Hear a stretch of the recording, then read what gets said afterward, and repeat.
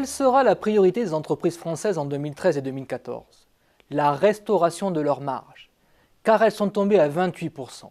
C'est pire qu'au plus profond de la récession de 2008. Or, sans marge, les entreprises ne peuvent ni recruter, ni investir, ni innover, ce qui revient à sacrifier l'avenir.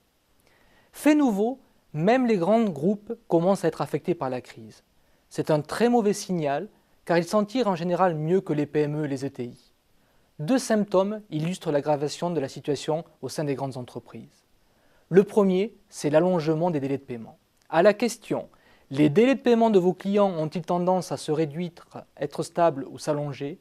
La plupart des trésoriers des grandes entreprises disent qu'ils s'allongent, selon l'enquête de l'FTE, retrouvant des niveaux comparables à ceux de la crise 2008. C'est bien là un marqueur fondamental du mauvais état de santé des entreprises. Le deuxième symptôme, les difficultés de trésorerie.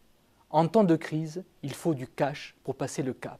Et là aussi, le message des trésoriers des grandes entreprises est sans équivoque. Cette dégradation financière rejaillit sur l'ensemble des filières et se diffuse dans l'ensemble de l'économie. Car l'effort de reconstitution des marges des grands comptes pèse et pénalise toute la chaîne de sous-traitance. Quand un constructeur automobile retarde le paiement d'un de ses fournisseurs, ce sont des centaines d'entreprises qui sont affectées par la structure pyramidale et en cascade de cette industrie, systémiers, sous-traitants de deuxième et troisième rang. Les enquêtes de trésorerie de l'INSEE montrent également que la trésorerie se tend, quelle que soit la branche et la taille d'activité. Le nombre de défaillances d'entreprises en porte aussi la marque. À près de 15 000 par trimestre, elle voisine avec les 60 000 sur un an.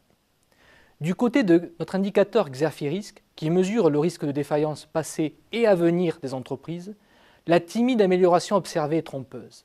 Elle ne veut pas dire que les entreprises vont mieux, mais que d'une part, les plus fragiles ont disparu et que d'autre part, celles qui ont résisté sont les plus solides.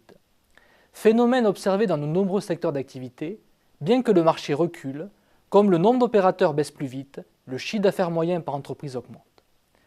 Pour revenir à Xerfi-Risque, sa relative stabilité est également le signe des comportements défensifs des entreprises. Elles sont déjà en phase d'ajustement, blocage des salaires, report des grands projets d'investissement, ajustement des stocks et de l'emploi.